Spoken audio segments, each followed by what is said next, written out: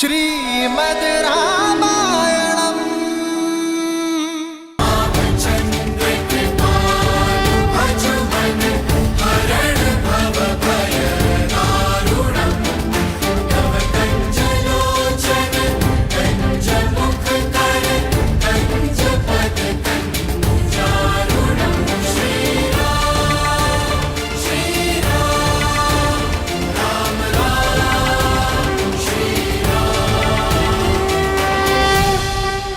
राम,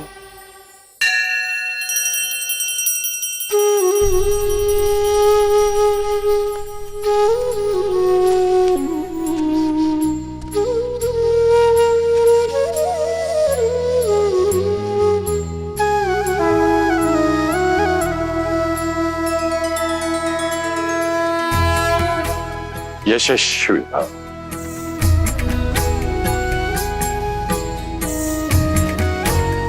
लक्ष्मण,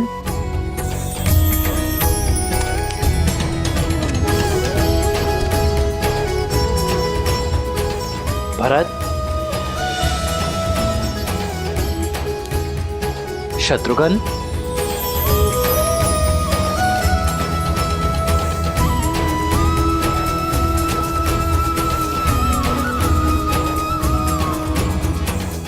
यशस्वी भव। मेरे प्रिय शिष्य, आज मेरा कर्तव्य पूरा हुआ। तुम सबकी शिक्षा संपूर्ण होती है,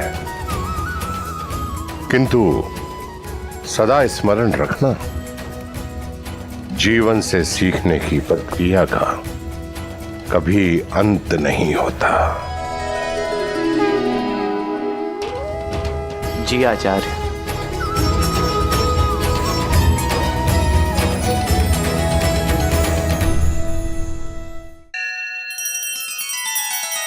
श्री रामचंद्र कृपालु भजु मन हरण भव भय दारुणम। नव कंज लोचन कंज मुख कर कंज पद कंजारुणम।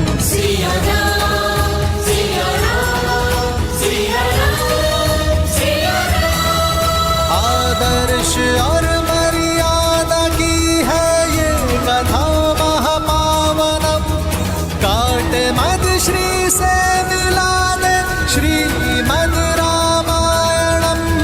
श्रीमद् रामायणम।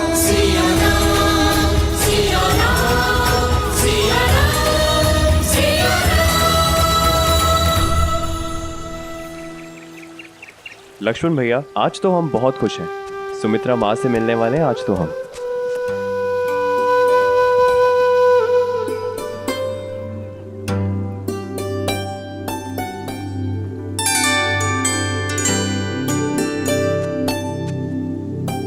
लक्ष्मण,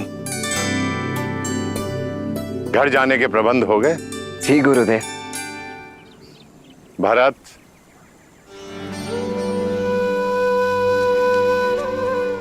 बहुत आशाएं हैं मुझे तुमसे। अपने भीतर छिपे हुए गुणों को बाहर लाने पर ध्यान देना। जी गुरुदेव। शत्रुघ्न, अब आप कर्तव्य की ओर जा रहे हो।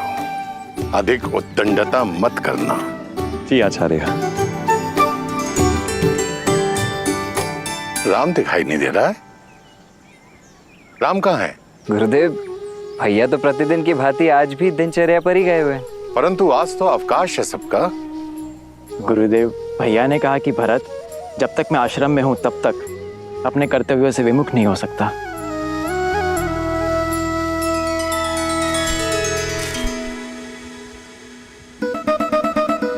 अब खा भी लो नंदिनी। देखो, जब तक तुम चारा नहीं खाओगी मैं जाऊंगा नहीं।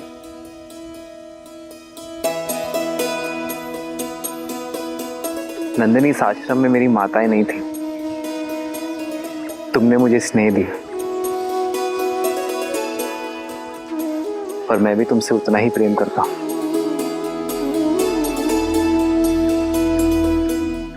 पर जो आता है उसे जाना होता है नंदिनी। यही नियति है ना। अपना उद्देश्य समाप्त होने के बाद हर किसी को जाना होता है नंदिनी, अपने कर्तव्य के लिए। तुम भी तो अपनी माता कामधेनु को छोड़कर आई थी ना। मेरा आश्रम काल समाप्त हुआ, जाना होगा मुझे नंदिनी, उसमें रूठना क्या।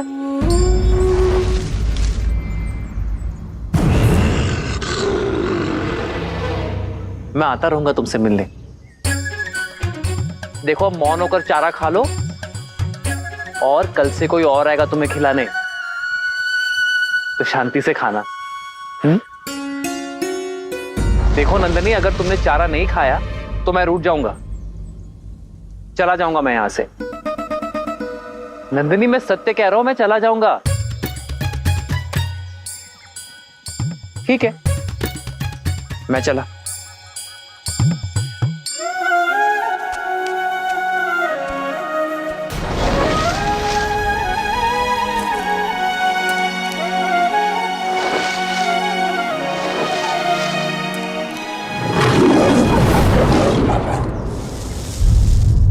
नंदिनी,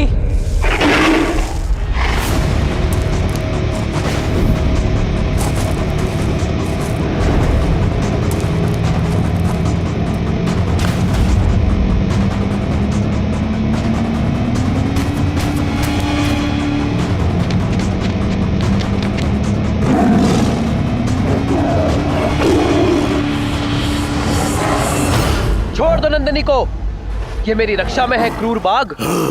भूखे को क्रूर कहते हो राम? जो शरीर विधाता ने दिया उसे भोजन देने का प्रयास क्रूर कैसे हो सकता है?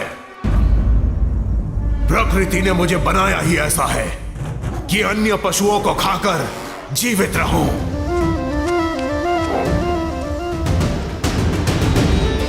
मैं अपने गुरु और मां कामधेनु के प्रति उत्तरदायी हूं।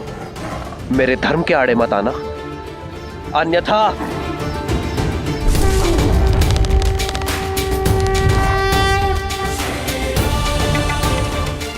और मेरा धर्म इस वन पर शासन करना है। यदि तुम इससे मुझसे छीनकर मुझे भूख से तड़पता छोड़ दोगे तो क्या यह धर्म होगा? बोलो राम, मुझसे मेरा भोजन छीनकर तुम एक अधर्म नहीं करोगे? अपना पेट भरना तुम्हारा धर्म है और नंदिनी की रक्षा करना मेरा धर्म। और जब दो लोगों का धर्म आपस में टकराता है तो धर्म संकट होता है, और धर्म संकट का एक ही हल है, त्याग। त्याग? मैं अपने आहार का त्याग नहीं करने वाला। पर मैं कर सकता हूं। रघुकुल रीत सदा चली आई, प्राण जाए पर वचन न जाई। मैं नंदिनी के स्थान पर स्वयं को प्रस्तुत करता हूं।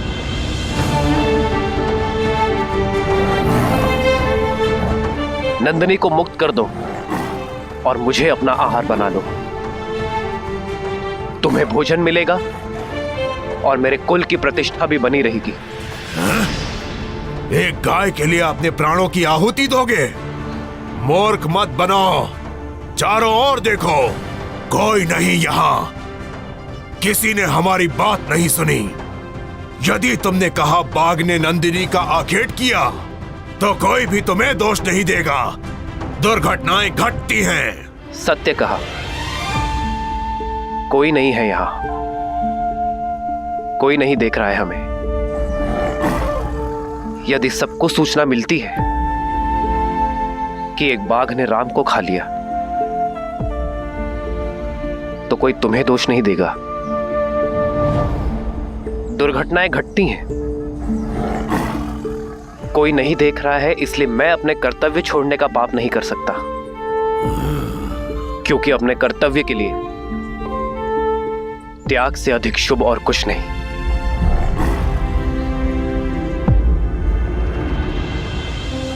बना लो मुझे अपना आहार और छोड़ दो नंदिनी को।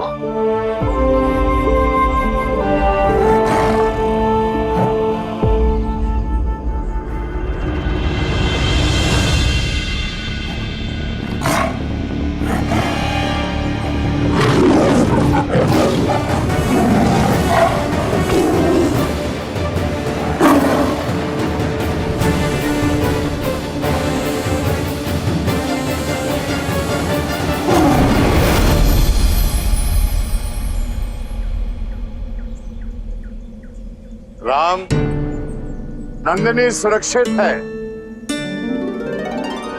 और तुम्हारा धर्म भी। तुमसे पहले तुम्हारे पूर्वज महाराज दिलीप के सामने भी ऐसी ही परिस्थिति आई थी। उन्होंने भी वही किया जो आज तुमने किया। ये कामधेनु की ली गई परीक्षा थी, उसमें तुम सफल हुए। परीक्षा? हाँ, परीक्षा है।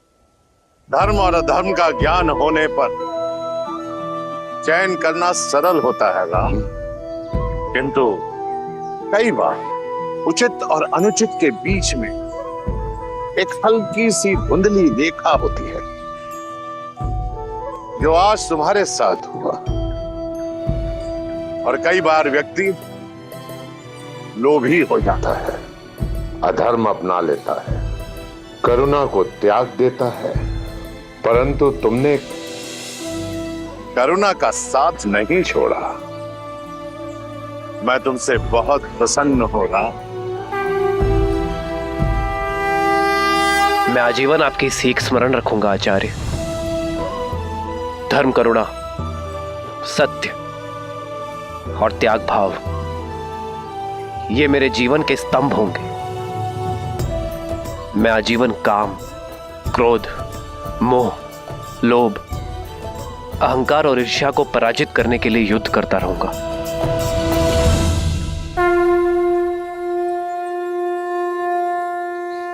यशस्वी भव राम, यशस्वी भव। मेरे पास जो आया था वो प्रकाश की एक रेखा थी। मुझे गर्व है राम कि मैं धर्म का सूरज अयोध्या भेज रहा हूं। जहां नारायण नर के रूप में भविष्य की यात्रा के लिए सज्ज हो रहे थे, वहीं रावण स्वयं को नर से सुरक्षित करने के लिए यमलोक की ओर बढ़ रहा था।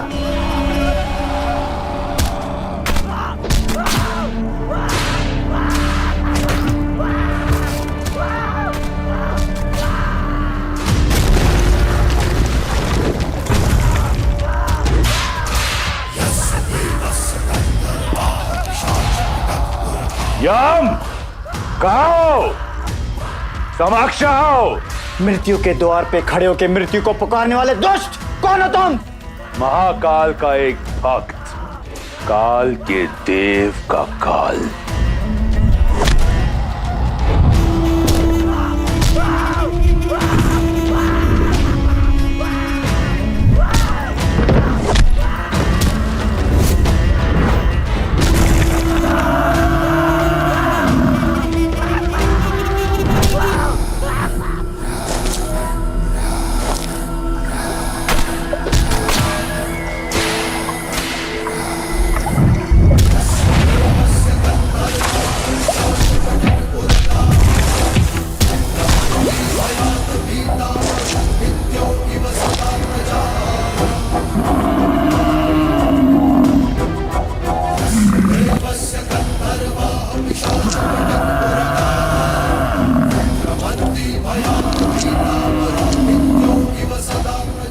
लौट जाओ दशानन।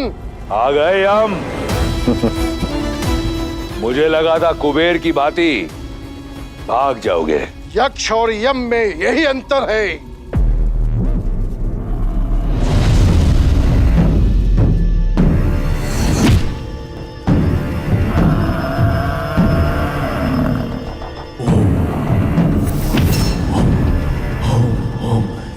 काल को ललकारने वाले अकाल मृत्यु को प्राप्त करते हैं।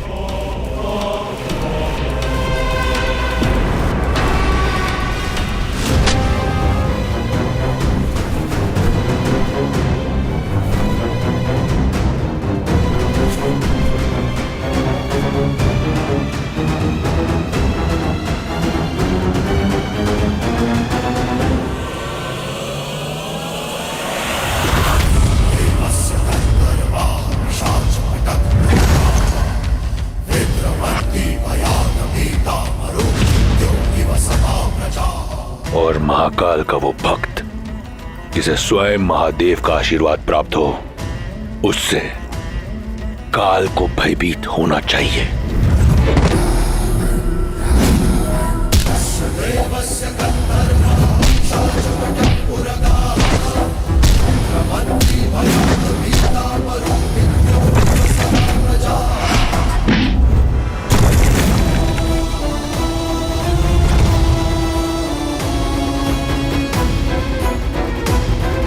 मूर्खता मत कर रावण। ब्रह्मदेव के दिए वरदान का अनुचित लाभ मत उठा। उसी वरदान के अनुसार तुम मुझे मार नहीं सकते। सोचता हूं आज मृत्यु को ही मृत्यु दे दूं।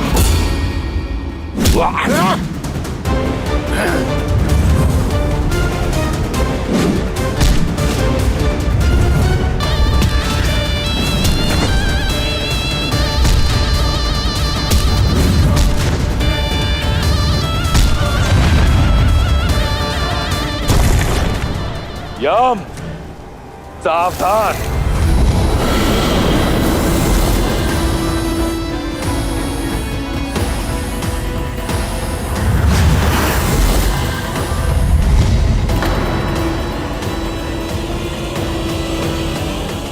रुक जाओ दशानन।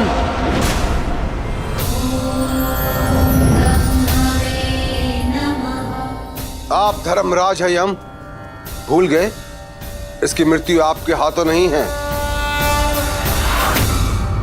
और रावण तुम मृत्यु को नहीं मार सकते, फिर भी यहां आए, चाहते क्या हो? बस इतना। मैं सबसे अभय हूं, परंतु नर से नहीं। वही अभय लेने आया हूं, अमृत। अमृत? अमृत नहीं मिल सकता। तुम अमृत के पात्र नहीं हो। जानता था। जाइए आप, परंतु मैं यहां से नहीं जाऊंगा। मेरा निश्चय अटल है। जब तक मुझे अमृत नहीं मिल जाता, मैं यहां से नहीं जाऊंगा। तुम्हें अमृत पान कराने का अधिकार मुझे नहीं है रावण। वचन रहा, रावण का वचन। मैं उस अमृत का पान नहीं करूंगा। यदि मैंने ऐसा किया तो आप अपना वरदान निष्फल कर देना। जो अमृत असुर प्रयास से भी ना पा सके, मैं उसे पाना चाहता हूं, अपने पास सुरक्षित रखना चाहता हूं। अब आपके समक्ष केवल दो ही मार्ग हैं। या तो आप इस असुर को वो कलश दे दें, या फिर यहां मैं यम को व्यस्त रखकर सबको अमर कर दूं।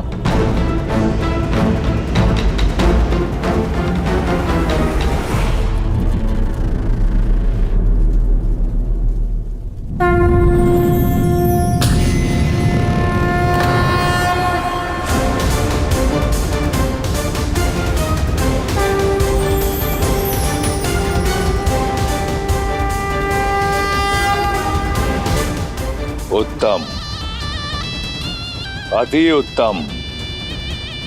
वचन रहा, मैं इसका पान नहीं करूंगा। यह सर्वदा मेरे साथ सुरक्षित रहेगा।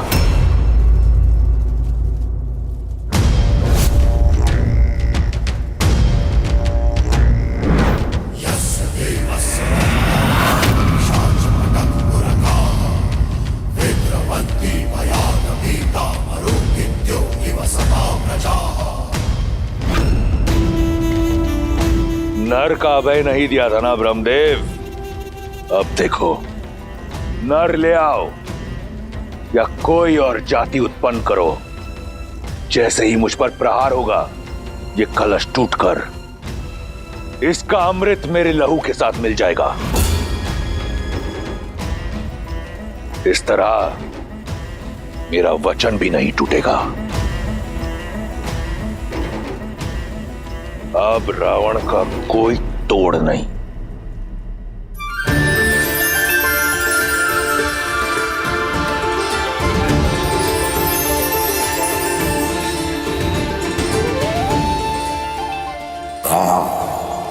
आकाश में घुलता यह हरा रंग इस बात का प्रतीक है कि राजकुमार गुरुकुल से अयोध्या के लिए प्रस्थान कर चुके हैं।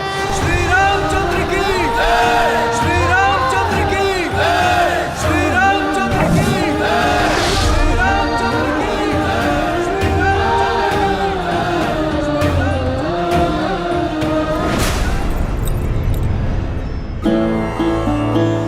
वर्षों से प्रतीक्षा थी एक क्षण की, वो आ ही गया।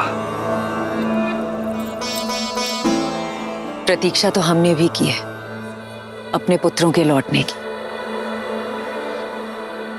और अपने पति के मुख पर प्रसन्नता और उत्साह देखने की। 9 वर्ष आपकी आंखें यहां नहीं थी, इसलिए आप ठीक से सोई नहीं ना महाराज। बस मेरा राम आ जाए और आकर सीधा मेरी भुजाओं में समा जाए। महाराज, आपके पुत्र बड़े हो गए हैं, आपकी गोद में नहीं समाने वाले।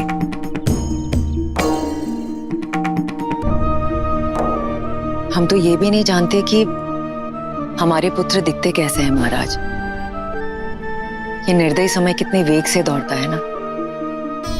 अपनी नन्हे मुन्ने आंखों के तारे भेजे थे हमने गुरुकुल, और आज जो लौट कर आ रहे हैं वो अयोध्या की प्रजा की आंखों के सूर्य हैं। कितनी आशाएं, कितने दैत्व बंधे हैं राम से। आज के पश्चात राम का जीवन सदैव के लिए बदलने वाला है। क्या जाने नियति हमारे पुत्रों को किस ओर लेकर जाएगी। किंतु मैं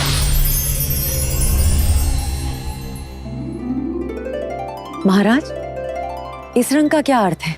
इसका अर्थ है राम सरयू पार करने के लिए नौका में बैठ चुका है और कुछ ही समय बाद अयोध्या के तट पर होगा। महाराज, मैं कौशल्या दीदी और सुमित्रा को बुला कर लाती हूँ।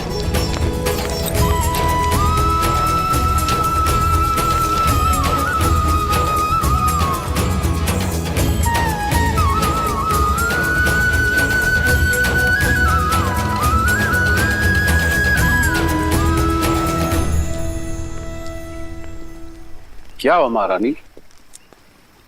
ऐसा क्यों प्रतीत हो रहा है कि आप किसी बात को लेकर चिंतित हैं? देवी गार्गी ने जो कहा वो सुनने के बाद एक माँ चिंतित कैसे ना हो महाराज। आप देवी गार्गी की कही हुई बात को इतनी गंभीरता से क्यों ले रही है महारानी सुनैना? हो सकता है उन्होंने जो कुछ कहा हो हंसी ठिठुल्ली में कहा।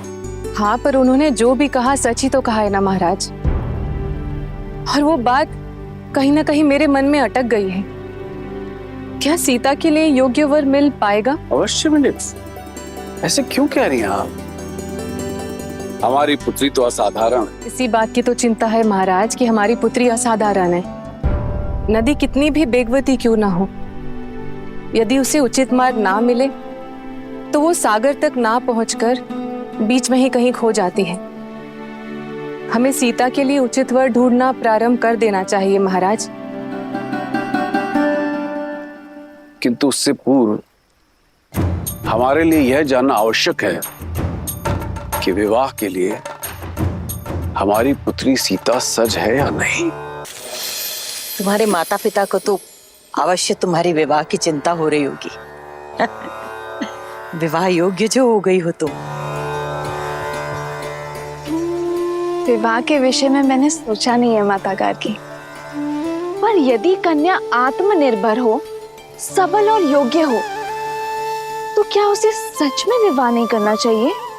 यदि हम संसार के दृष्टिकोण को छोड़ दें, तो मेरे विचार से अगर एक व्यक्ति को ज्ञान प्राप्त करना है, स्वयं का विकास करना है और संसार के निर्माण में श्रेष्ठ कदम उठाने हैं, तो उसका ब्रह्मचारिणी रहना ही सर्वश्रेष्ठ है। अच्छा माता, तो फिर संसार रचने वाले ब्रह्मा अविवाहित नहीं है? वो देव है, मैं मनुष्यों की बात कर रही हूँ सीता। मनुष्य का प्रेम दूर से तो एक सुंदर पुष्प की तरह दिखता है, लेकिन निकट जाने पर वो कांटे की तरह चुभ जाता है। विवाह एक बेड़ी है, विशेषकर स्त्रियों के लिए। क्या तुम अपना अस्तित्व भूलकर किसी की दास्ता स्वीकार करने के लिए सज्ज हो?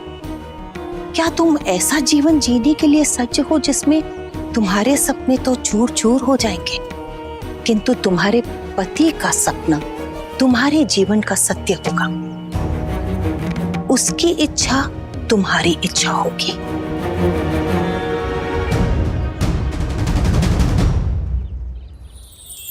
क्षमा चाहती हूँ माता गार्गी, पर जैसे आपने कहा कि दृष्टिकोण की बात है, तो मेरी दृष्टि में विवाह रास्ता नहीं, आस्था है। एक ऐसा संबंध जहां दोनों को एक दूसरे के लिए सम्मान हो, समर्पण हो और समझ हो। एक ऐसा संबंध जहां दोनों एक दूसरे पर निर्भर ना हो, दोनों एक दूसरे का बल हो, जहां दोनों एक दूसरे का व्यक्तित्व और अस्तित्व को विशाल करने का प्रयत्न करें। उस विवाह से सुंदर और मीठा और कुछ नहीं हो सकता माता गार्गी। जैसे शिव और पार्वती हैं, वो दोनों एक दूसरे के अर्धांग हैं, पर एक दूसरे को पूर्ण करते हैं। जैसे लक्ष्मी और नारायण। लक्ष्मी नारायण वो लक्ष्मी जो सदा विष्णु के चरणों में पड़ी रहती है, और जब विष्णु विश्राम करते हैं तो लक्ष्मी उनकी सेवा में तल्लीन रहती है। और विष्णु तो सदा भ्रमण कर रहे होते हैं संसार भर का। फिर से दृष्टिकोण की बात है। मेरी दृष्टि में ये दोनों की यात्रा है। यदि लक्ष्मी नारायण की सेवक होती तो क्या उनका नाम नारायण से पहले लिया जाता?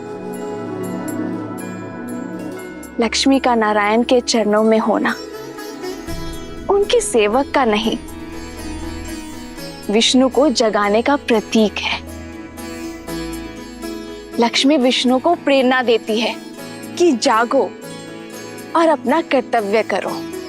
वो विष्णु से अपने साथ का त्याग करती है ताकि विष्णु अपना अवतार लेकर संसार के प्रति अपना कर्तव्य निभाए। संसार की श्रेष्ठता बनाने में जितना हाथ विष्णु का है, उतना ही हाथ देवी लक्ष्मी का भी है माता। सत्य तो ये है कि ना तो लक्ष्मी के बिना नारायण पूरे हैं और ना ही नारायण के बिना लक्ष्मी। और मुझे विश्वास है कि मैं मुझे पूर्ण करने वाला अपना नारायण ढूंढ लूंगी।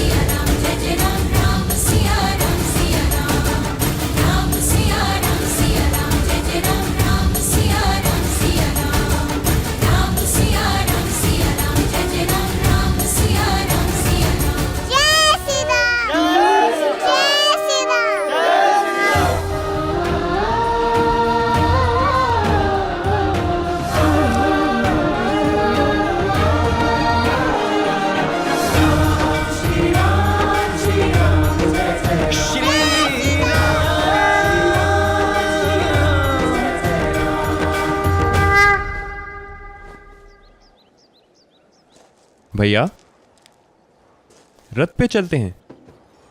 रथ में चले तो अयोध्या के सामीप्य का आनंद कैसे मिलेगा शत्रुघ्न? राम भैया केवल माता पिता के नहीं, तो सर्वप्रथम अयोध्या के हैं, अपनी प्रजा के हैं। आइए भैया, चलिए भैया। श्री रामचंद्र की।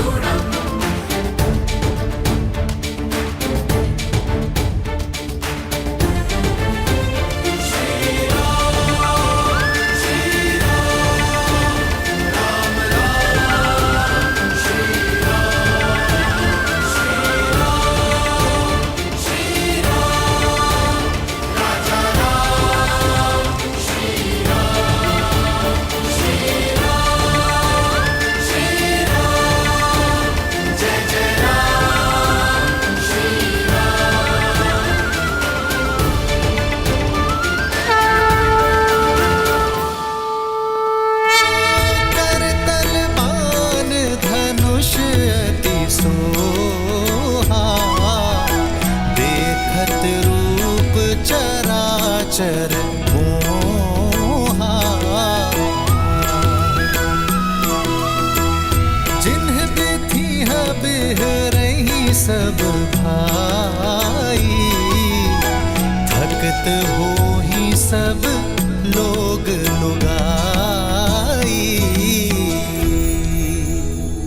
कौशलपुर बासी नर नारी, वृद्ध अरु बाल, प्राण हुते प्रिय लागत सब, कहूँ राम कृपाल।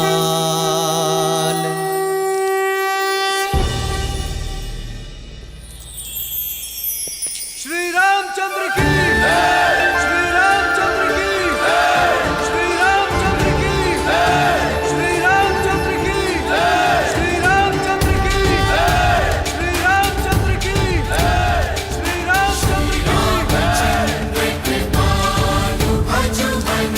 हरण भव भय दारुणम्, श्री रामचंद्र कृपालु भज मन। राम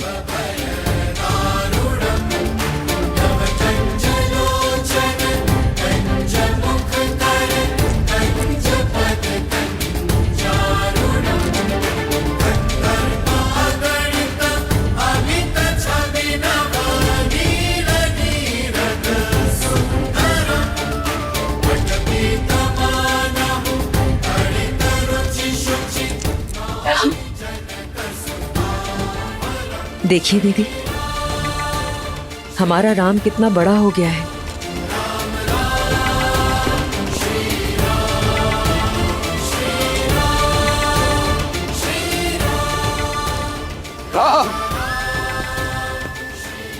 महाराज, रहने दो सुमित्रा, आज इन्हें मत रोको। आज एक राजा राजकुमारों से नहीं, एक पिता अपने पुत्रों से मिलने जा रहे हैं।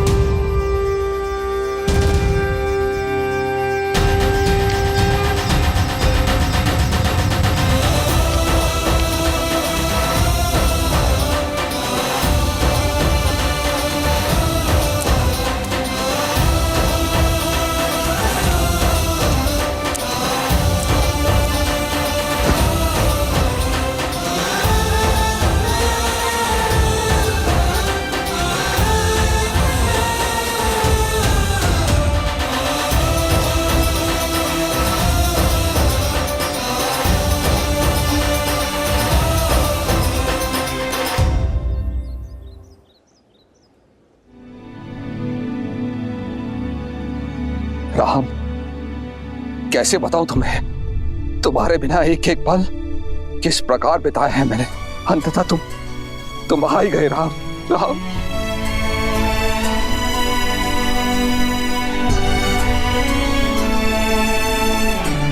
मेरे राम। जी पिताश्री, गुरु वशिष्ठ के आशीर्वाद से हमारी शिक्षा संपूर्ण हुई। प्रणाम गुरुदेव। यशस्वी भव। भूल हो गई गुरुदेव, राम के स्वागत को इतना आतुर था कि किसी और पे दृष्टि गई नहीं। इसमें तुम्हारा दोष नहीं है पुत्र, राम के मुखमंडल की आभा ही ऐसी है कि जो भी उसे देखता है सारे संसार को भूलकर उसी में खो जाता है।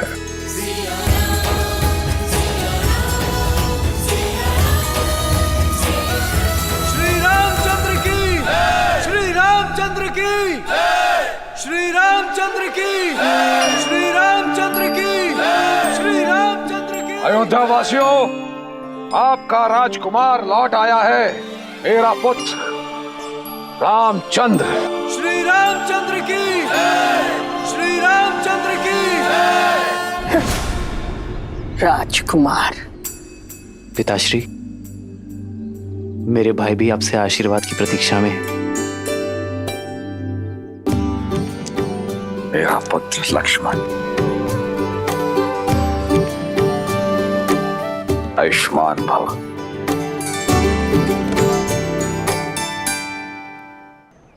हाँ, मेरा सबसे छोटा पुत्र शत्रुघ्न।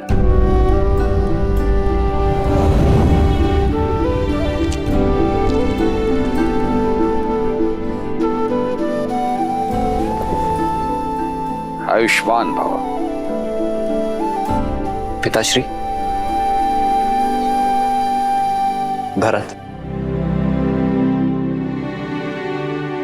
मेरे प्रिय भरत,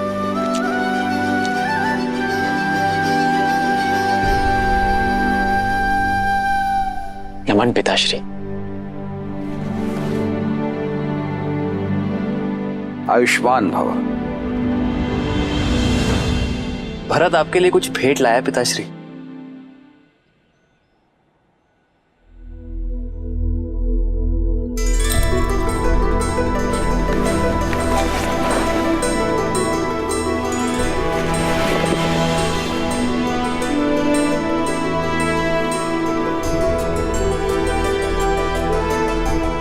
क्या मैं कभी ऐसा भी दिखता था? जब हमने गुरुकुल के लिए प्रस्थान किया था तब अयोध्या से आपकी यही छवि हम सब अपने साथ मन में लेकर चले थे पिताश्री। देखिए भरत ने उसे कैसे जीवंत कर दिया। मेरे पुत्र में इतनी अद्भुत प्रतिभा है ये तो मुझे ज्ञात ही नहीं था। आशा करता हूं बाण भी उतने ही वेग से चलाते होंगे।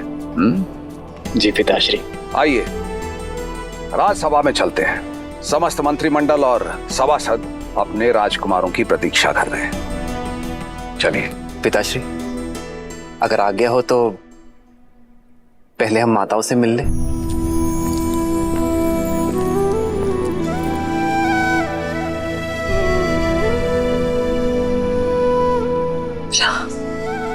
माँ। आयुष्मान भव।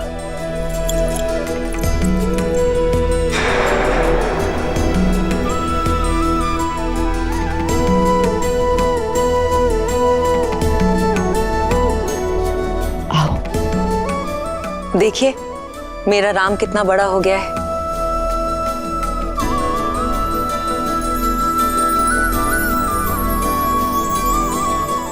अपने पिताश्री की भांति कीर्तिमान और वीर बनो पुत्र। मैं तो आप जैसा बनने का आशीर्वाद चाहता हूँ माँ सुमित्रा। मुझ जैसा? मुझ में ऐसा क्या है? वो जो किसी में नहीं। वीर और प्रसिद्ध योद्धा होना सरल है, किंतु तुम्हारी तरह धैर्यवान और प्रेम करने वाला होना बहुत कठिन। और ये बात मेरा राम जानता है।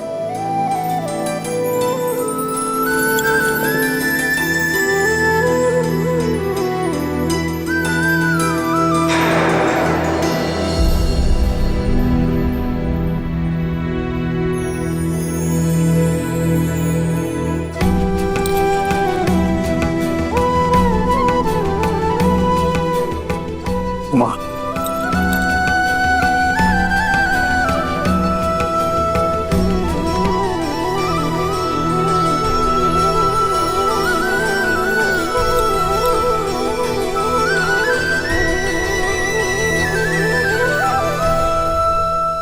कल्पना भी नहीं सोचा था कि तुम सब इतने बड़े हो जाओ।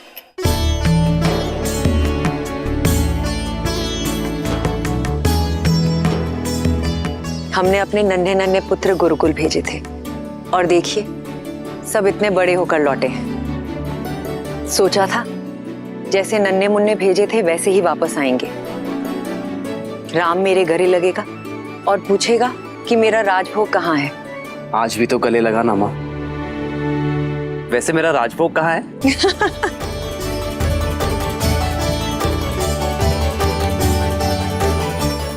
सब बनाया है।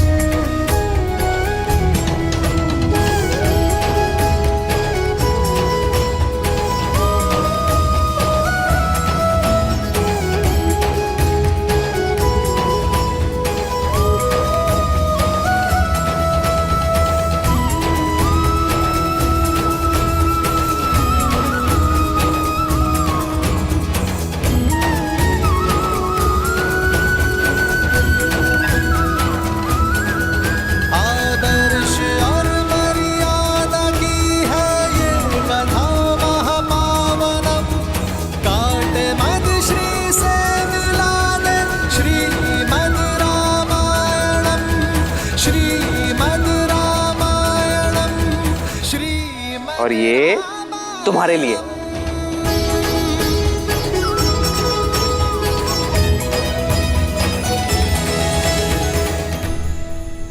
और हमारे राम भैया ने लक्ष्मण भैया को नदी में धक्का दे दिया। अरे तो इसमें इतना हंसने वाली क्या बात है? और हमारे भरत भैया, ये तो सदा राम भैया की सहायता के बिना कुछ करते भी नहीं थे। लेकिन सच में आश्रम में हमें बहुत काम करना पड़ता था, लेकिन आपके हाथ का स्वादिष्ट भोजन खा के सच में आनंद ही आ गया हमें। अच्छा पुत्र, ये बताओ कि आश्रम में तुम सबने क्या सीखा? पिताश्री, राम भैया तो आश्रम में सबके मुख्य थे। धर्म हो, शस्त्र हो या शास्त्र हो, हमारे राम भैया सबसे आगे। और अंतिम दिन गुरुदेव ने बड़ी भीषण परीक्षा ली राम भैया की, और वो भी बिना बताए।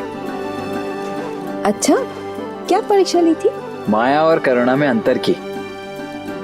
गुरु वशिष्ठ तो बड़े प्रसन्न थे भैया से।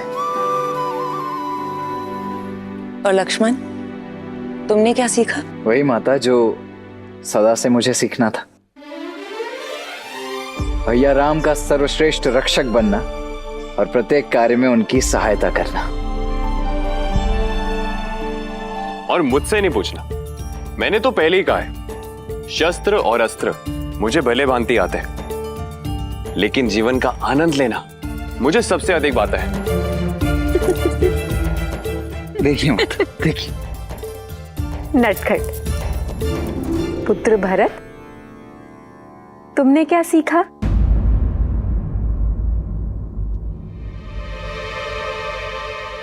मेरा भरत बहुत अच्छा धनुर्धारी है।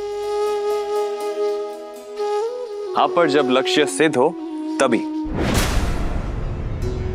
पर हमारे भरत भैया का अधिक मन कला में है।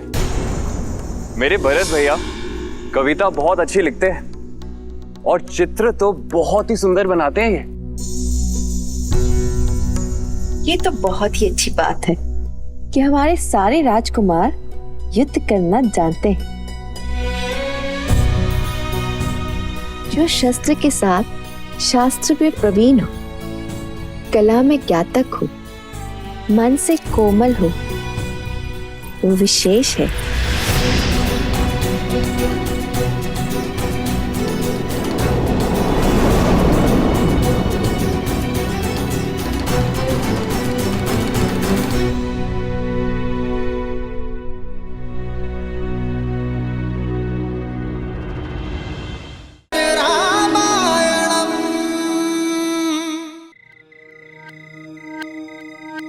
मन अति प्रसन्न है मेरा। गुदगुदी हो रही है सोचकर मन में, मेरा भरत राजकवि होगा। ये कैसी बातें कर रही हो? क्यों? अरे गुण और लक्षणों के आधार पर ही तो पद मिलता है। राम तो निश्चित ही राजा बनेगा और लक्ष्मण तो अवश्य ही सेनापति बनेगा, और शत्रुघ्न, उसे तो कोई छोटा मोटा मंत्री का पद मिल ही जाएगा। किंतु भरत, उसकी कविताएं तो पूरे संसार में प्रसिद्ध होंगी। कैकई वंश का वो पहला कवि होगा, है ना आनंद की बात? ऐसा कुछ नहीं है। भरत भी ऋषि वशिष्ठ से शिक्षा लेकर लौटा है। साहस और पराक्रम और वीरता में वो बिल्कुल अपने भाइयों जैसा है। रहने दो कैकई, इन हाथों से तुम्हें और युद्ध जीत को पाल पोस कर बड़ा किया है, और मैं एक दृष्टि में देखकर बता सकती हूँ कि किसमें सत्ता संभालने की क्षमता है और किसमें नहीं। और वैसे भी कैकई, जैसा तुम चाहती थी वैसा ही तो बनकर आया है तुम्हारा पुत्र, राम की छाया। किंतु कभी सोचा कि जब सूर्य सामने हो, छाया को कोई नहीं देखता। बस मंत्रा, बस, अब एक शब्द और नहीं।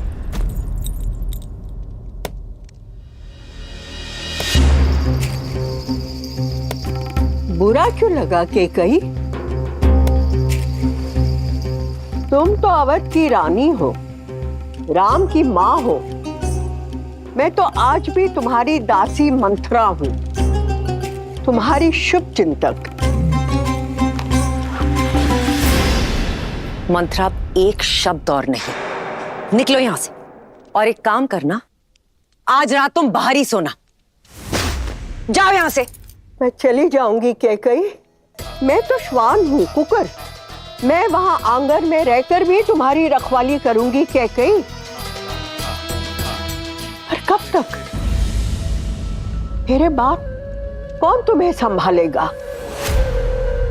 वो पुत्र जो राम की छाया बन गया है, या वो पति जो राम का दास है? मंत्रा, एक शब्द और नहीं। मंत्रा, निकलो अभी यहां से।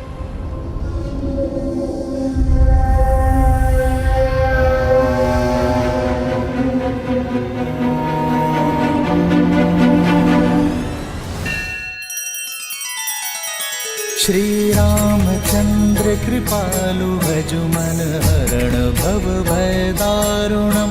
नव कंज लोचन कंज मुख कर कंज पद कंजारुणम। सिया राम, सिया राम, सिया राम, सिया राम। आदर्श और मर्यादा की है ये कथा महापावनम। काट मद श्री से मिला दे श्रीमद रामायणम, श्रीमद रामायणम। सिया राम, सिया राम, सिया राम, सिया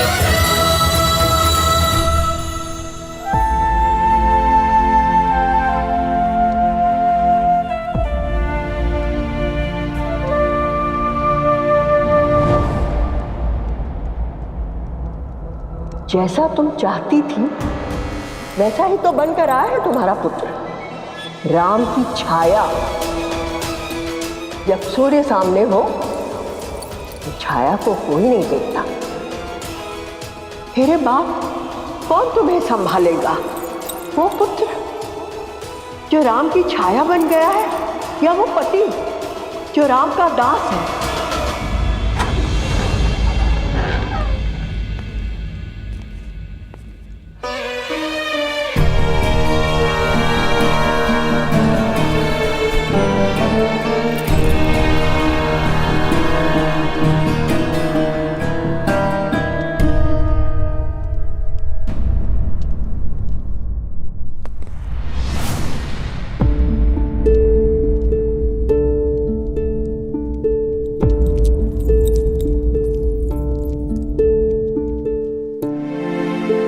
ऐसा पहले भी हो चुका है, किंतु तब आपके पुत्र आपके पास नहीं थे। अब तो आपके पुत्र आ गए हैं, अब क्यों नहीं सोए? वर्षों से प्यासी इन आंखों को तृप्त कर रहा हूं कैकई। किंतु तुम क्यों नहीं सोई? क्योंकि आज भी इनके भविष्य के सपने मेरी आंखों में है। महाराज, चलिए ना, उपवन में चलते हैं, थोड़ा भ्रमण करते हैं। चलिए ना।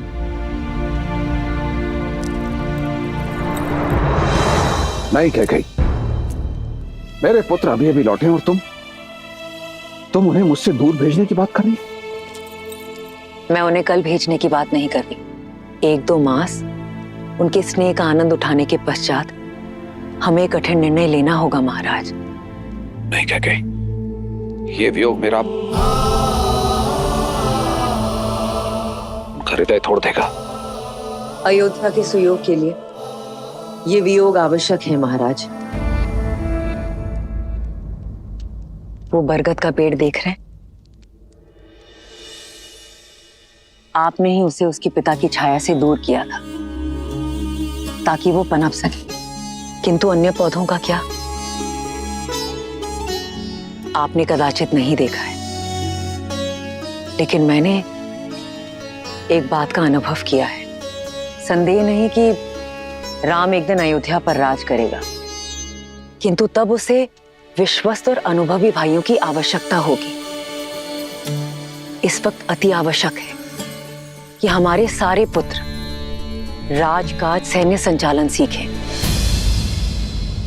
राजनीति भी यही कहती है कि साम्राज्य के सभी पुत्रों को एक साथ एक स्थान पर नहीं होना चाहिए। आप जानते हैं मैं अपने पुत्रों से अत्यधिक प्रेम करती हूं, इसलिए चाहती हूं कि आप राम को राजकाज सिखाएं। भरत को मेरे भाई युद्धजीत के पास भेज दिया जाए तक्षशिला अभियान के लिए, लक्ष्मण को करुपदा और शत्रुघ्न को मधुपुर विजय के लिए। कैकेयी, तुम अपने पुत्र भरत की बात करो, मैं अपने अन्य पुत्रों को अपने से दूर कहीं नहीं भेजूंगा।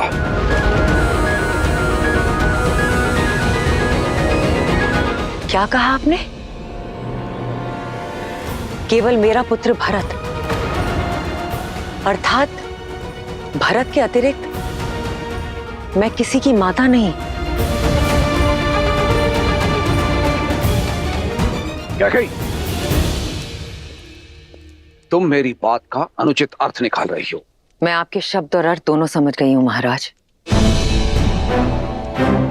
आप केवल मेरे पुत्र भरत को कैकैया जाने का आदेश दीजिएगा, और यदि वो प्रश्न करे तो उसे कह दीजिएगा उसकी कठोर मां कैकैयी ने आदेश दिया है। और हां, दर्पण दिखाने के लिए धन्यवाद महाराज, ये अनुभव करवाने के लिए कि मैं केवल भरत की माता हूं, राम की नहीं।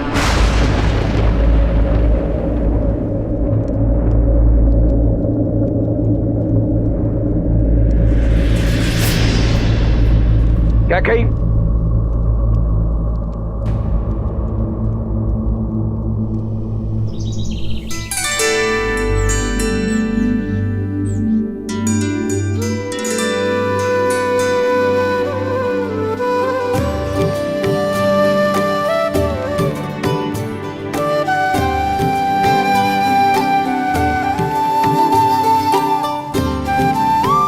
कुमार भरत, आपके लिए एक सूचना है।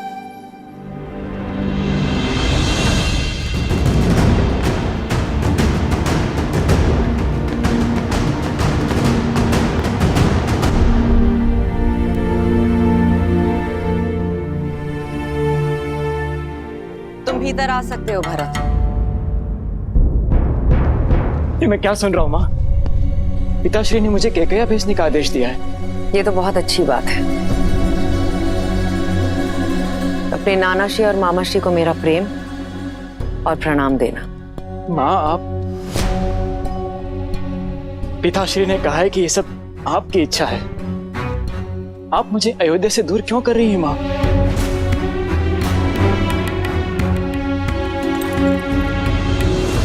क्योंकि अपने भाई राम की छाया से दूर जाना आवश्यक है तुम्हारे लिए,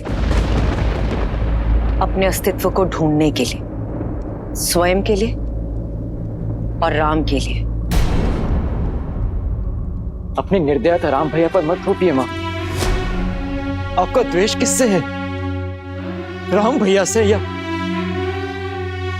मुझसे? द्वेष? राम मेरा ज्येष्ठ पुत्र है, गर्व है वो मेरा। और तुम्हें मैंने अपनी कोख से जन्मा है, अस्तित्व हो तुम मेरे।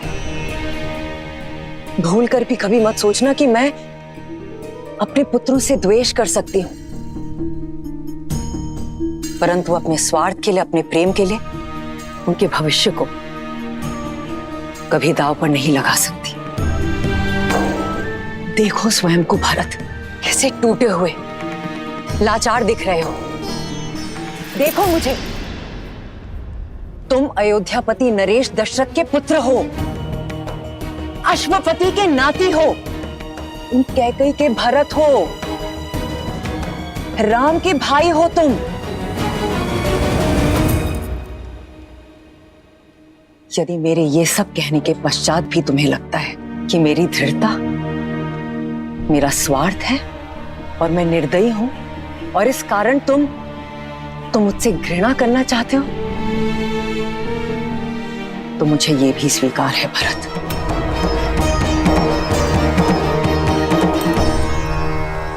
और यदि तुम ये मानते हो कि मैं अपने पुत्र राम से घृणा करती हूं, तो ये भी मान लो, किंतु मैं किसी मां,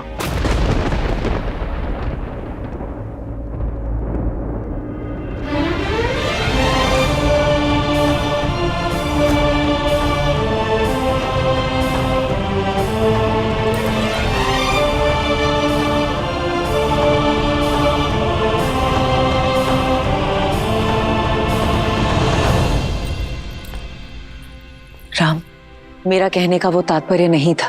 पुत्र और मां के बीच शब्दों का नहीं, भावों का संबंध होता है मां।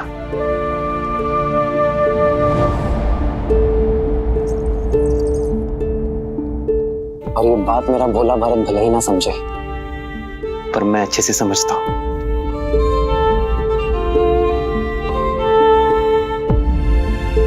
पिताश्री का आदेश सुना तो आपको धन्यवाद देने चला आया।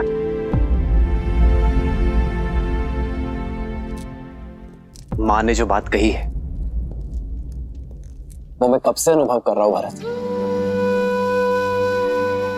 और तुम्हारा आत्मविश्वास बढ़ाने का प्रयास भी किया है मैंने, पर कभी सफल नहीं हो पाया। जानते हो क्यों? क्योंकि मैं भाई हूं। मां ने अपने बालक को मधु के भीतर लपेटकर कड़वी औषधि पिलाने की कला मुझ में नहीं है भरत। मां ठीक कहती है भरत, मुझे केवल एक सबल भाई की आवश्यकता नहीं है, अयोध्या को एक प्रबल सेनापति, एक प्रशासक की आवश्यकता है। स्वयं सोचो भरत, हर कार्य में तुम्हें मेरी सहायता, मेरी पहल की आवश्यकता होती है। यदि कल को कहीं मुझे जाना हुआ, अयोध्या से दूर, राज्य से दूर, तो कैसे संभालोगे तुम अयोध्या को? कैसे संभालोगे राज्य और परिवार को? क्या केवल माताओं का ही धर्म है कि अपनी संतान के उज्जवल भविष्य के लिए वर्तमान में दुख सहे? क्या हमारा कोई कर्तव्य नहीं भरत?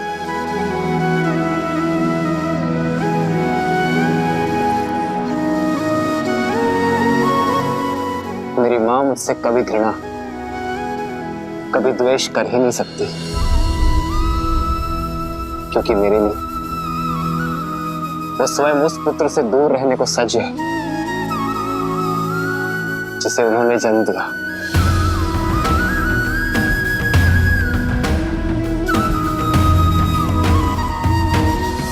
स्मरण रखना भरत, पुत्र को पुत्र हो सकता है, माता को माता नहीं।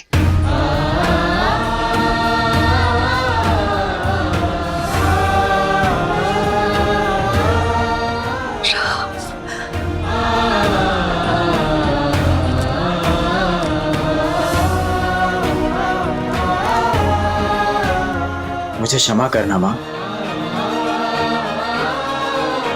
मैं जाने को सज्ज हूं।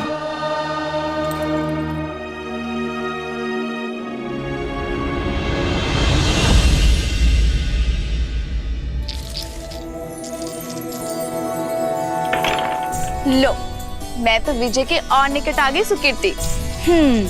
इतनी सरलता से मैं आपको जीतने नहीं दूंगी, क्योंकि मेरी बारी अभी शेष है।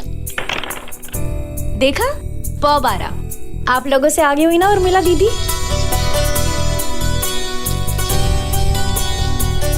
पर सब मुझसे पीछे ही हो।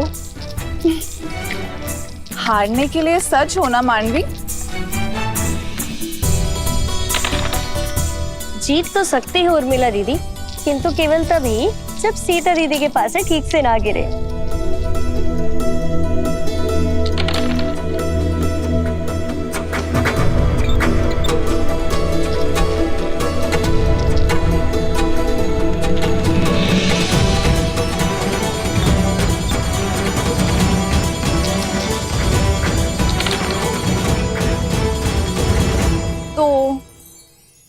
मैं तो हार गई और मैं जीत गई। देखा सीता दीदी, आप फिर से जानबूझ के हार गई ना।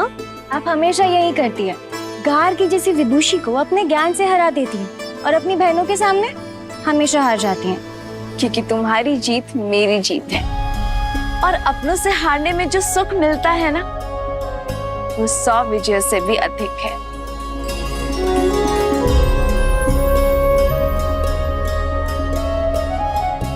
पिताश्री,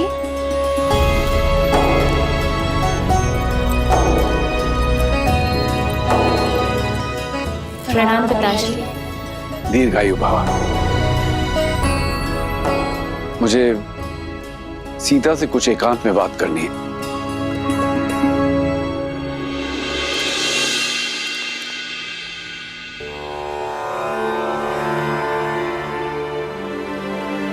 सीता, मैं जानती हूँ पिताश्री कि आप मुझसे क्या बात करना चाहते हैं। अपने पिता के मन की बात को सदैव कैसे समझ जाती हो पुत्री?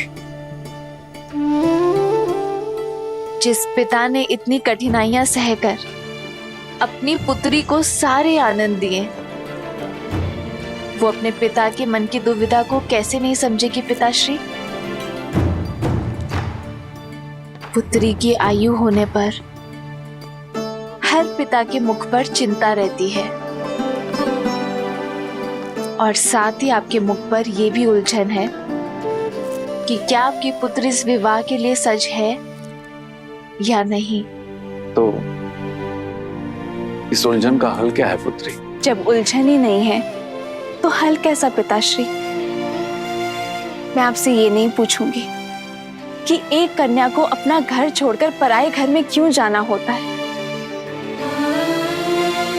क्योंकि मैं जानती हूँ कि एक स्त्री में ही इतनी शक्ति होती है कि वो अपना संसार छोड़कर एक नया संसार बना सके, अपने संस्कार, अपने आदर्श आने वाली पीढ़ी को दे सके जो उसने अपने पिता से पाए हैं।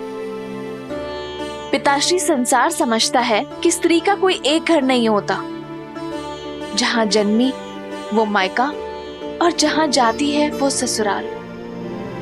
परंतु पिताश्री, मेरा मानना है कि कन्या सौभाग्यशाली होती है क्योंकि उसके एक नहीं 2-2 घर होते हैं। जहां जन्म लेती है उनसे नाता जुड़ा रहता है और जहां जाती है उन्हें भी अपना बना लेती है। मैं तुम्हें विश्वास दिलाता हूं पुत्री, मैं तुम्हारे लिए सुयोग्य वर ढूंढूंगा, तुम्हारा स्वयंवर रखूंगा। मैं भारत के सबसे पराक्रमी, सबसे समृद्ध राजकुमारों को निमंत्रण भेजूंगा। किंतु पिताश्री, इस स्वयंवर में मैं अपना वर किस आधार पर चुनूंगी? किसके पास कितनी धन संपत्ति है ये देखकर, या किसकी सेनापति शक्तिशाली है इस चुनौती पर? पिताश्री, विवाह सेना संपत्ति से या राज्य से नहीं होता है ना? क्या इस स्वयंवर में मैं उस वर को चुन पाऊंगी जिसके साथ मैं जीवन के हर क्षण में प्रसन्न रहूंगी? तुमने तो एक उलझन से निकालकर दूसरी उलझन में डाल दिया पुत्री।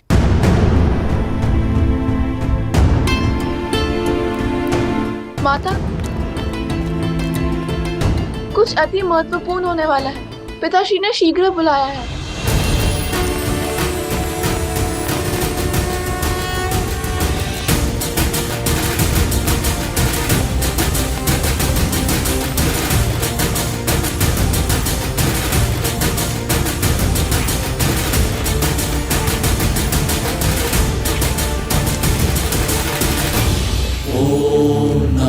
शिवाय, ओम नमः शिवाय, नमः शिवाय,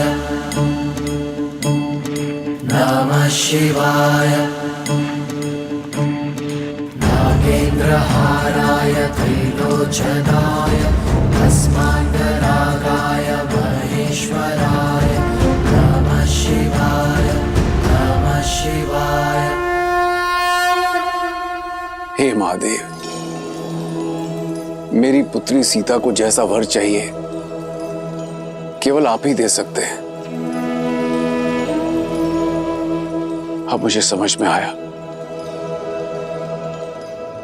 8 वर्ष की आयु में कदाचित सीता का आपका धनुष उठाना मेरे लिए संकेत था कि आप सीता के भविष्य का उत्तरदायित्व उठाएंगे। प्रभु,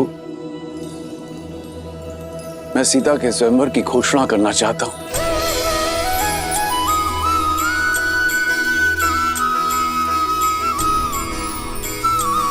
वर का चयन आपकी शक्ति और आपके न्याय का प्रतीक आपका महाधनुष पिनाक होगा।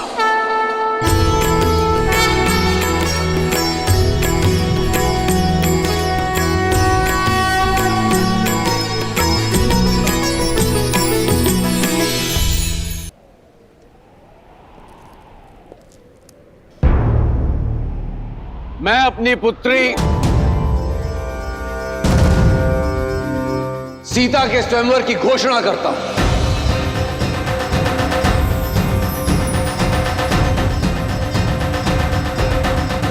जो व्यक्ति महादेव का धनुष उठाकर उस पर प्रत्यंचा साधेगा, वही व्यक्ति मेरी पुत्री सीता का वर होगा।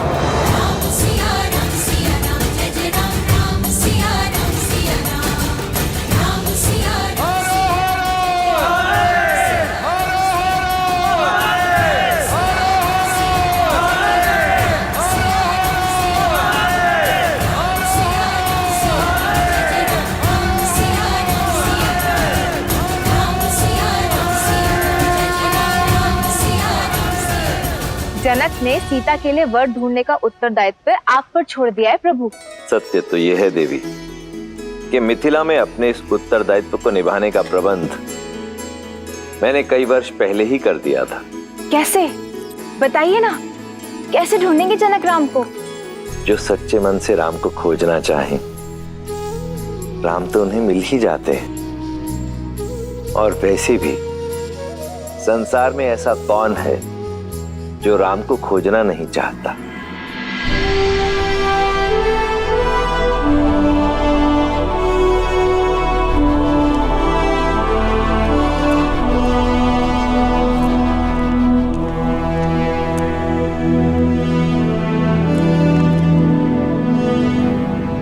प्रणाम पिताश्री। आयुष्मान भव। मैं कल भोर होने पर कह जा रहा हूं पिताश्री। आपकी अनुमति लेने आया हूं।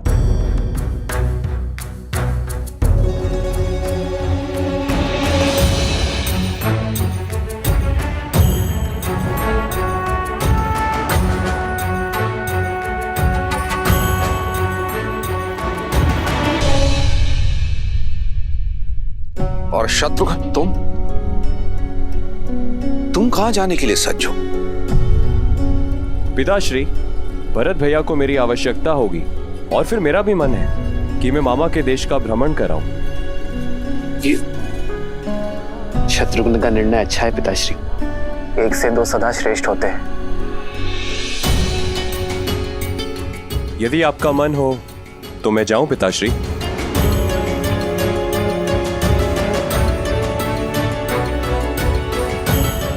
चिंता ना करें पिताश्री, मैं हूं ना आपके पास।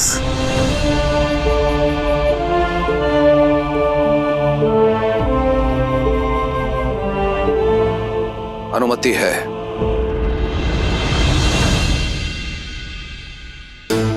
तुमने 2 अंधों के जीवन का सहारा छीना है। तुम भी अपनी आंखों के तारे से दूर हो जाओगे।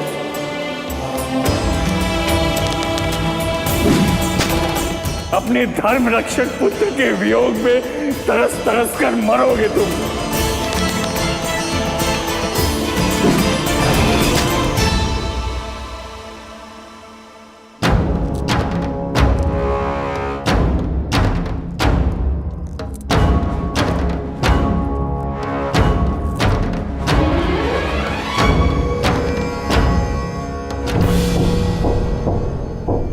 प्रणिपात ऋषिवर।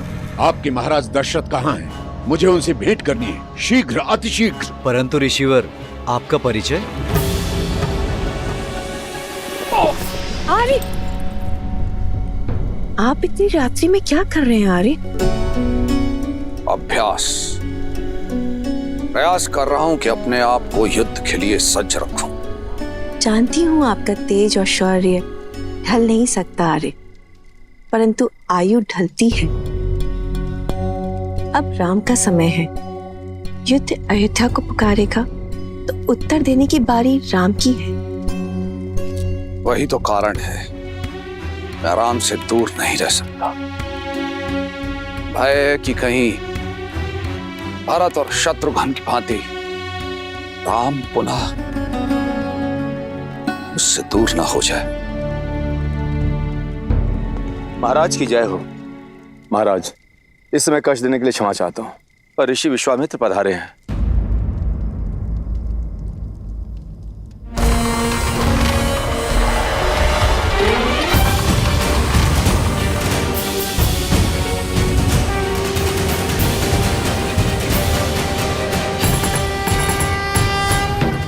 अयोध्या की भूमि पर आपके चरण पड़े, अयोध्या धन्य हुई। अपने चरण कमलों से इस भूमि को पावन करें ऋषिवर, पधारिए।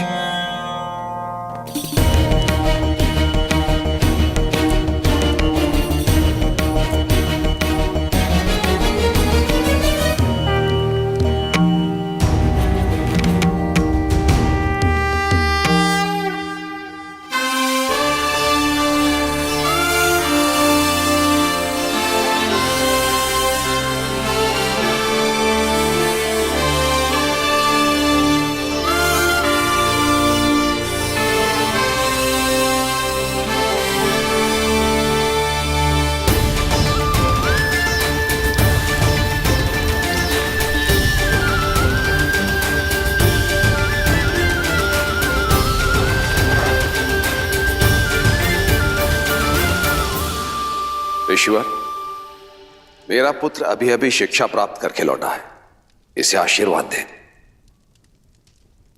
राजन, किसी भी व्यक्ति को आशीर्वाद देने से पूर्व उस व्यक्ति की पात्रता की जांच की जाती है। और फिर मैं यहां देने नहीं, लेने आया हूं। आज्ञा ऋषिवर। मारीच और सुबाहु दो राक्षस हैं जो निरंतर मेरे यज्ञ में बाधा डालते रहते हैं। मृत पशुओं का रक्त और का मांस डालकर उसे अपवित्र करते रहते हैं। ऐसा नहीं है राजन कि मैं उनका संहार नहीं कर सकता, परंतु ब्रह्मर्षि होने के बाद मैंने शस्त्र त्याग दिए हैं, इसलिए। सुमंत, हम इसी क्षण ब्रह्म ऋषि के आश्रम की ओर प्रस्थान करेंगे। उन दोनों दंड राक्षसों का मैं स्वयं संहार करूंगा। ऋषिवर, ये मेरा वचन है, आपकी मांग अवश्य पूर्ण होगी। इस तुच्छ कार्य के लिए स्वयं अयोध्यापति वहां जाएं, ये तो उचित नहीं लग रहा है। मुझे न तो आपकी आवश्यकता है और ना ही आपकी सेना की।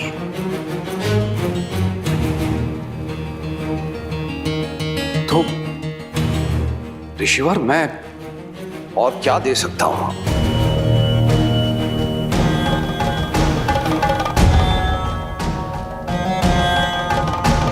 राम राम राम।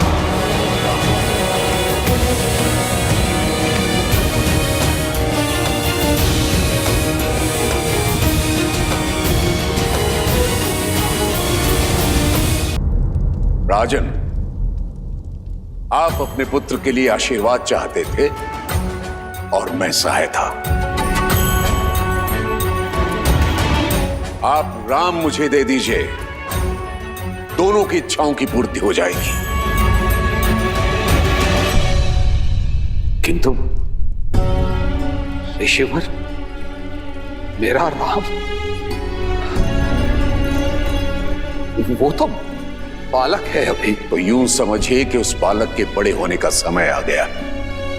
किंतु मेरे राम को तो युद्ध का अनुभव ही नहीं है ऋषिवर। राजन, अनुभव युद्ध करने से होता है। और फिर जो शिक्षा आदरणीय ब्रह्मर्षि वशिष्ठ ने उसे दी है, उसकी परीक्षा भी हो जाएगी।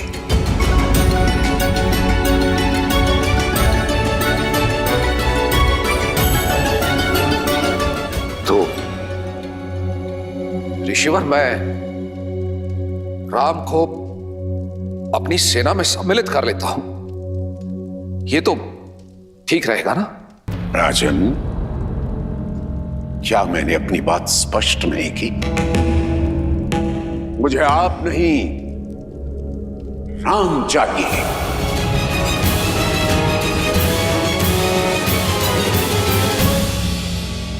ऐसा अनर्थ न करे ऋषिवर। राम तो अभी अभी लौटा है, इसका वियोग मेरे प्राण हर लेगा ऋषिवर, मेरे प्राण हर लेगा। रघुकुल रीति सदा चले आई, प्राण जाएं पर वचन न जाए।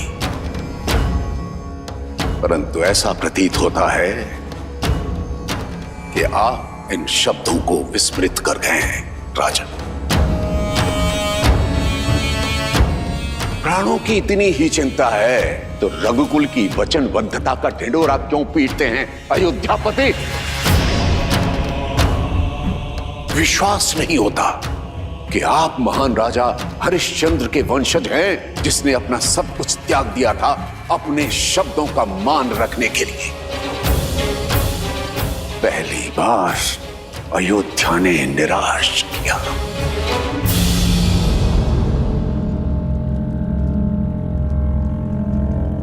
महाराज दशरथ, आप तो अपनी रानियों और राजकुमारों के साथ सुखमय जीवन व्यतीत कीजिए, मेरा क्या है? मैं तो सहायता के लिए किसी दूसरे द्वार को खटखटा लूंगा, परंतु आज के बाद कभी मत कहिएगा प्राण जाए पर वचन न जाए। ऋषिवर, ठहरिए ब्रह्मर्षि।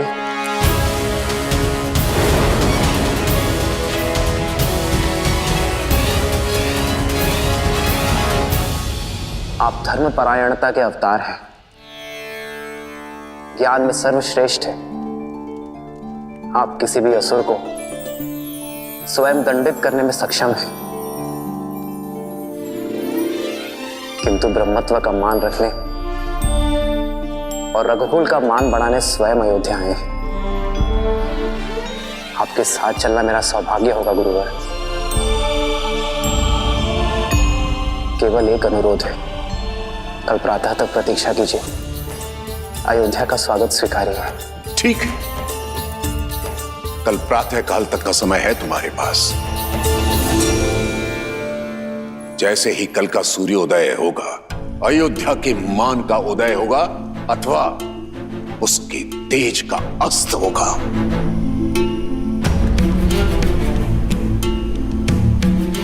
आचार्य, पिताश्री, पिताश्री,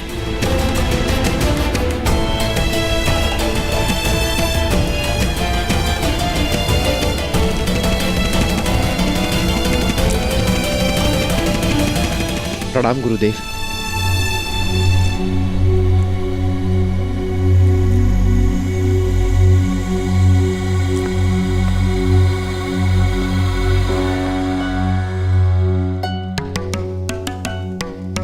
आपके यहां आने का कारण केवल यज्ञ की रक्षा करना नहीं था, इतना तो मैं समझ गया हूं ब्रह्मर्षि विश्वामित्र। आप राम को परखने आए हैं। ब्रह्मर्षि, क्या आपको इतना भी अनुभव नहीं कि राम स्वयं नारायण है? अनुभव किया है ब्रह्मर्षि, परंतु सामने रखी धातु स्वर्ण होते हुए भी उसकी परख की जाती है। और आप तो भली भांति जानते हैं, नारायण समय समय पर अनेक अवतार लेते रहे। परशुराम स्वयं उनके एक अवतार हैं। हर अवतार का एक उद्देश्य होता है, जैसे इस अवतार का उद्देश्य मर्यादा की स्थापना है। परंतु रावण के अंत के लिए राम की पात्रता को जांचना मेरा कर्म है, और यदि वे नारायण के पूर्णावतार हैं तो उन्हें उनकी यात्रा के लिए मार्ग प्रशस्त करना मेरा कर्म है। आप क्रोधित हो गए। ब्रह्मर्षि, मैं आपसे क्रोधित नहीं हूं, मैं उस विघ्न से क्रोधित हूं जो राजा दशरथ ने खड़ा किया था।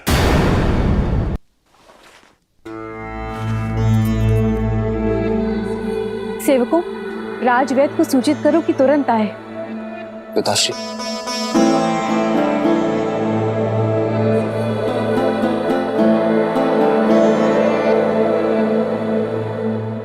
आपका स्वास्थ्य सदा ठीक रहता है पिताश्री। ये अचानक क्या हुआ आपको? थक गया हूं, विश्राम की आवश्यकता है।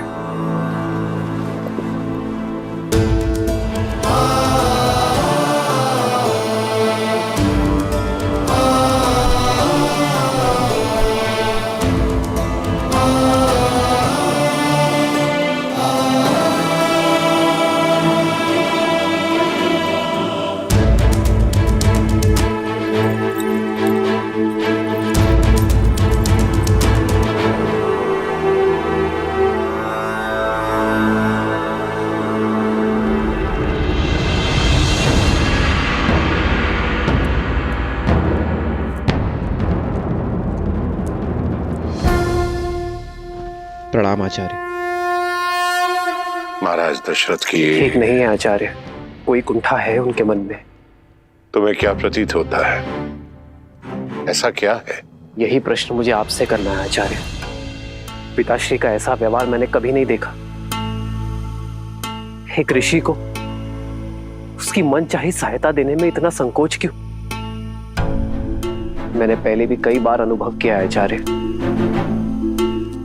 पिताश्री हम लोगों से दूर होने की बात से ही सिहर जाते हैं। जो व्यक्ति देवासुर संग्राम से नहीं डरा, वो अचानक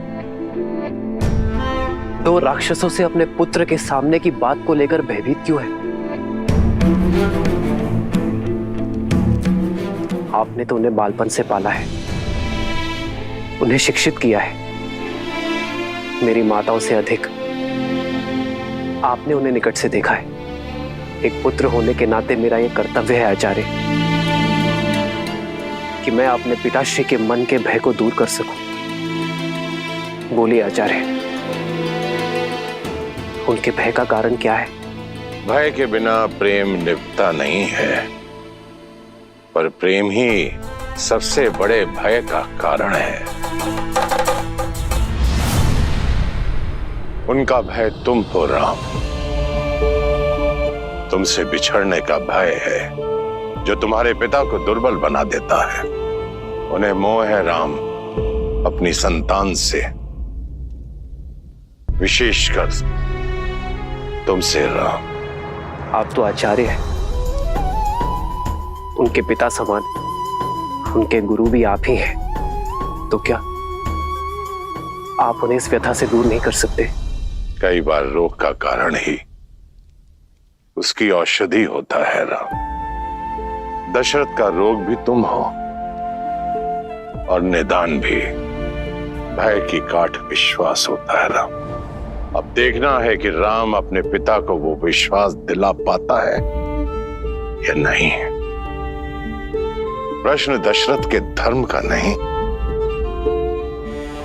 राम के कर्म पर है।